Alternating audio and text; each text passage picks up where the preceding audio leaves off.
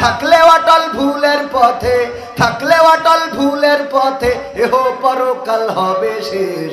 আগামীতে চাই যে দেখতে দাড়ি টুপির বাংলাদেশ, আগামীতে চাই যে দেখতে আল কোরআনের বাংলাদেশ, আগামীতে চাই যে দেখতে দাড়ি টুপির বাংলাদেশ, আগামীতে চাই যে দেখতে আল কোরআনের বাংলাদেশ। দুর্নীতি আর দুঃশাসন ভাই চলবে না এই দেশে, রুখে দিতে হবে তাদের আসলে ফ্যাসিস্ট বেশে রে, আসলে ফ্যাসিস্ট বেশে। দুর্নীতি আর সাদাবাজি ভাই চলবে না এই দেশে, রুখে দিতে হবে তাদের আসলে ফ্যাসিস্ট বেশে রে, আসলে ফ্যাসিস্ট বেশে। চললে আইন আল কোরআনের, চললে আইন আল কোরআনের, তবেই দেশটা চলবে বেশ। আগামীতে চাই যে দেখতে দাড়ি টুপির বাংলাদেশ, আগামীতে চাই যে দেখতে আল কোরআনের বাংলাদেশ, আগামীতে চাই যে দেখতে দাড়ি টুপির বাংলাদেশ, আগামীতে চাই যে দেখতে আল কোরআনের বাংলাদেশ। সব দলেরই দেখা হলো, সব দলেরই দেখা হলো, কেমন করে চালায় দেশ। আগামীতে চাই যে দেখতে দাড়ি টুপির বাংলাদেশ, আগামীতে চাই যে দেখতে আল কোরআনের বাংলাদেশ, আগামীতে চাই যে দেখতে দাড়ি টুপির বাংলাদেশ, আগামীতে চাই যে দেখতে আল কোরআনের বাংলাদেশ। আমাদের একজন ভাই বললেন দাড়ি পাল্লার বাংলাদেশ দেখতে চাই। আমি শুধুমাত্র একটা প্রতীকে সীমাবদ্ধ করতে চাই না, আমি বলতে চাই ন্যায় ইনসাফ সুবিচার এই বাংলার জমিনে কায়েম করার জন্যে, আল্লাহর দিন আল্লাহর জমিনে প্রতিষ্ঠিত করার জন্যে, যারা কোরআন বুকে নিয়ে, যারা আল্লাহর দিন বুকে ধারণ করে লালন করে, যারা রাসূলের সুন্নাত নিজেদের শরীরে ধারণ করে লালন করে আমাদের সামনে এসে দাঁড়াবে, আমরা প্রতীক যাই হোক আমরা তাদের লোক, বলেন ঠিক কিনা? এই সিদ্ধান্ত কি নিতে রাজি আছেন? কারণ আবার অনেক ভাই বলতে পারে যে এই মাহফিলে তো আমরা টাকা দিছি, আছে না নাই? এখন ওয়াজ মাহফিলে শুধু কি জামাত ইসলাম ইনভেস্ট করে? শুধু জামাত ইসলাম টাকা দেয়? অন্যান্য দলও দেয় না? দেয় না? অন্যান্য দল যারা আছে, চরমনা, আটরশি, ফুরফুরা, বিএনপি, জাতীয়তাবাদী, জাতীয় পার্টির জাতীয় অফিসে আবার মনে হয় আজকে আগুন লাগাইছে। ওকে তো থাকার কথাই নাই দেশে, ওরা আছে কেন এটাই তো বুঝি, কথা কয় না। ওবায়দুল কাদের না থাকলে এই এরশাদের ভাই কাদের থাকে কেন? ঠিক না বেঠিক? ওবায়দুল কাদেরের যদি জায়গা না হয়, জিএম কাদের এই দেশে থাকে কিভাবে, এটা প্রশাসনের কাছে জানতে চায়। কারণ এরা ফ্যাসিস্টদের দোসর, এরা ফ্যাসিস্টদেরকে চালিয়েছে, বলেন ঠিক কিনা? সুতরাং এইগুলোকেও আইনের আওতায় আনার দরকার আছে না নাই? বিচারের কাঠগড়ায় দাঁড় করানো দরকার। কোন পাগল ছাগল স্লোগান দিয়েছে তারে ধরে জেলে ভরে, আর বুদ্ধিমান না ধরিতে পাগল ছাগল। বুদ্ধিমানকে সব সেভ এক্সিট দেয়। কি এক্সিট? Save exit. আর ওই পাগল ছাগল কিটা কথা কইতে ও ধরিনি। মাঝে মাঝে মনে হয় যে তুরা দেশে থাকে আমি চলে যাই। এগুলো ভালো লাগে না, এগুলো ভালো লাগার কথা বলেন।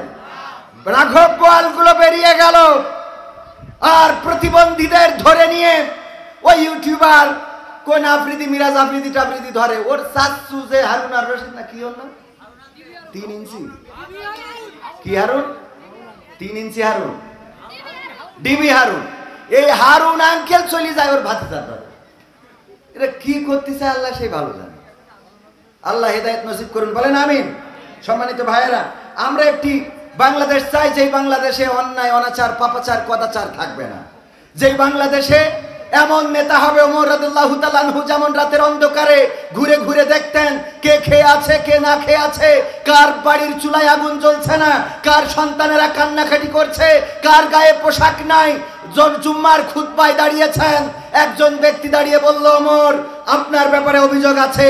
বলল বলো। বলল আমরা কাপড় পেয়েছি রাষ্ট্রীয় মাল 1 টুকরা করে, আপনার গায়ের যে জুব্বা এটা 1 টুকরাই হয় নাই, নিঃসন্দেহে 2 টুকরা লেগেছে, কেমনে পাইলেন হেইটা বুঝান। ওমর রাদিয়াল্লাহু তাআলা আনহু চুপ করে দাঁড়িয়ে আছেন, পিন পতন নীরবতা।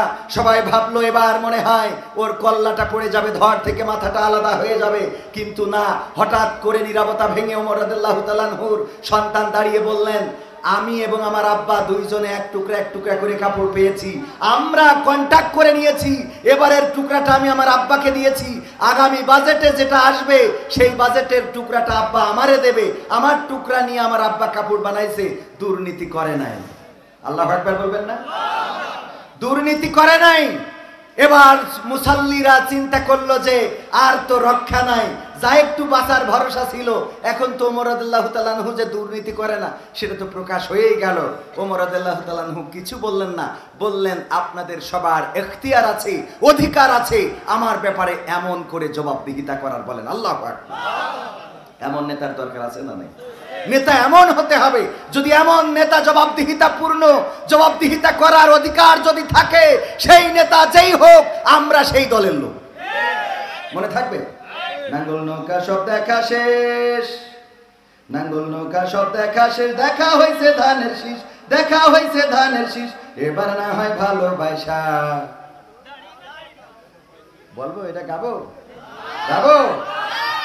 নাঙ্গল নৌকা সব দেখা শেষ, নাঙ্গল নৌকা সব দেখা শেষ, দেখা হয়েছে ধানের শীষ, দেখা হয়েছে ধানের শীষ, এবার না হয় ভালোবাসা, দাড়ি পাল্লাই ভোটটা দি, এবার না হয় ভালোবাসা, দাড়ি পাল্লাই ভোটটা দি। স্বাধীনতার অর্ধ শতক পার হয়েছে আজ, হয়নি স্বাধীন দেশের মানুষ, হয়নি কাজের কাজ। হয়েছে? এখনো গণধর্ষণ আছে না নাই? খুন আছে না নাই? আজকেও একজন আলেমের লাশ পাওয়া গিয়েছে নদীতে, এখনো অপহরণ হয়, এখনো পথে স্বামীকে বেঁধে রেখে স্ত্রীকে গণধর্ষণ করা হয়, এখনো গুম হয়, এখনো খুন হয়, এখনো দুর্নীতি হয়, এখনো দুঃশাসন আছে, এখনো চাঁদাবাজি আছে, এখনো বাংলাদেশের নারীরা স্বাধীনভাবে চলতে পারে না, এখনো অভাবীরা সঠিকভাবে ত্রাণের চাল পায় না, এখনো এই বাংলাদেশে আল্লাহর আনীত বিধান কায়েম হয় নাই। সুতরাং আমরা শপথ নিতে চাই, আমাদের শরীরে এক বিন্দু রক্ত থাকতে আল্লাহর জমিনে আল্লাহর দিন কায়েম না হওয়া পর্যন্ত রাজপথ ছাড়ব না। রাজি কারা কারা দেখতে চায়?